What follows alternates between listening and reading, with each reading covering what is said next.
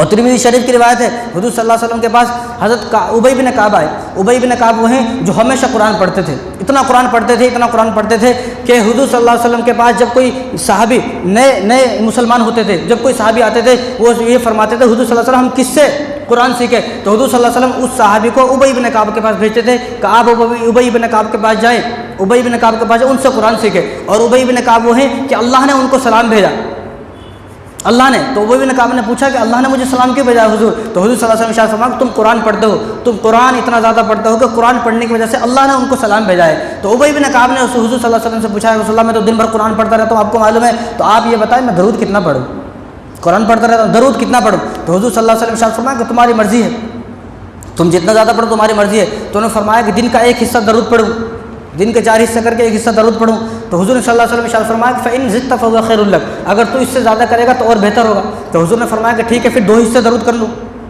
24 घंटे में से 12 घंटे दरूद पढ़ लूँ और 12 घंटे दूसरा काम कर लूँ। तो हुज़ूर सल्लल्लाहु अलैहि वसल्लम फरमाया फ़इन ज़िदत फ़हुव खैरुल लक, अगर तू इससे ज़्यादा करेगा तेरे लिए और फ़ायदा है। तो उन्होंने फरमाया हुज़ूर सल्लल्लाहु अलैहि वसल्लम से उबई बिन काब ने फरमाया रसूलुल्लाह अगर मैं 3 हिस्से कर लूँ कि 3 हिस्से दरूद ही पढ़ता रहूँ, तो हुज़ूर सल्लल्लाहु अलैहि वसल्लम फरमाया फ़इन ज़िदत फ़हुव खैरुल लक, अगर तू इससे ज़्यादा करेगा तेरे लिए और फ़ायदा है। तो हुज़ूर सल्लल्लाहु अलैहि वसल्लम ने जब ये फरमाया तो उबई बिन काब ने फरमाया कि रसूलुल्लाह अगर मैं हर वक्त दरूद ही पाक पढ़ता रहूँ, अगर मैं हर वक्त दरूद ही पढ़ता रहूँ, तो हुज़ूर सल्लल्लाहु अलैहि वसल्लम ने इरशाद फरमाया अगर तू ऐसा करेगा तो तेरे सारे गम ख़त्म हो जाएंगे, तेरे सारे रंज ख़त्म हो जाएंगे, तेरी सारी तकलीफ़ें ख़त्म हो जाएंगी, तेरी सारी बीमारियां ख़त्म हो जाएंगी और अल्लाह तबारक व तआला तेरे सारे गुनाहों को माफ़ फरमाकर तुझे गुनाहों से पाक और साफ़ फरमाकर क़यामत के दिन जन्नत में बग़ैर हिसाब किताब के दाखिल फरमा देंगे।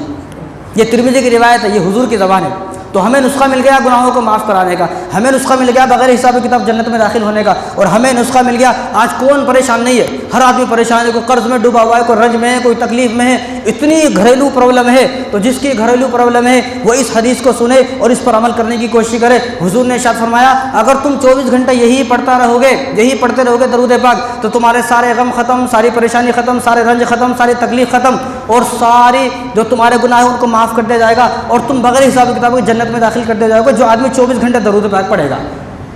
अब मर्ज़ी है, हमें नुस्खा तो मिल गया है, हमें नुस्खा मिल गया। ये नुस्खा किसी इंसान ने नहीं दिया है, किसी लीडर ने नहीं दिया है, किसी MP ने, किसी CM ने नहीं दिया है, बल्कि ये उस इंसान ने वजीफ़ा दिया है, नुस्खा दिया है कि जिस इंसान के बदौलत अल्लाह तबारक व तआला ने इस पूरी कायनात को बनाया है। तो अब हमारी मर्ज़ी है। और हुज़ूर सल्लल्लाहु अलैहि वसल्लम फरमाए, इब्न माजा की रिवायत है कि जो दुनिया के अंदर दरूद पाक पढ़ना भूल जाएगा, क़यामत के दिन वो भटकता रहेगा लेकिन उसको जन्नत का रास्ता नहीं मिलेगा। वो चाहेगा मैं जन्नत में पहुंचूं, लेकिन अब अनजान आदमी है, अनजान आदमी को यहाँ से उठाकर जो है बम्बई छोड़ दिया, अब उसको मालूम है मुझे कहाँ जाना है, तो वो पूरे दिन भटकता रहेगा। उसको एड्रेस भी बता दिया लेकिन जब उसको पता नहीं है एड्रेस कहाँ है, रास्ता नहीं मिल रहा, तो वो कैसे पूछेगा। इसलिए हुज़ूर ने क्या इरशाद फरमाया, जो आदमी दुनिया के अंदर दरूद पाक नहीं पढ़ेगा, दुनिया के अंदर दरूद पाक पढ़ना भूल जाएगा, तो क़यामत के दिन वो आदमी जन्नत का रास्ता भी भूल जाएगा।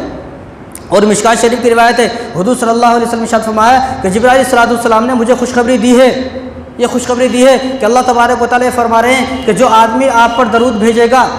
दरूद पढ़ेगा, तो मैं उस पर रहमतें भेजूँगा और सलामती नाजिल फरमाऊँगा, मैं उस पर रहमतें नाजिल फरमाऊँगा, सलामती नाजिल फरमाऊँगा और उसके दर्जे बुलंद करूँगा, गुनाहों को माफ़ करूँगा, उसकी नेकी को बढ़ा दूँगा और मेरी मर्ज़ी उसको हासिल हो जाएगी। तो कौन नहीं चाहता ये सब चीज़ें, ये सब चीज़ें हर इंसान चाहता है, हर मुसलमान चाहता है। तो हमें नुस्खा मिल गया अल्लाह को राज़ी करने का, गुनाहों को माफ़ कराने का, हर चीज़ का, अपनी रंज और तकलीफ़ को, गुनाहों को, यानी सारी चीज़ों को हल, ये जो सारी चीज़ों का जो हल है वो एक दरूद पाक है जो हमें मिल गया है।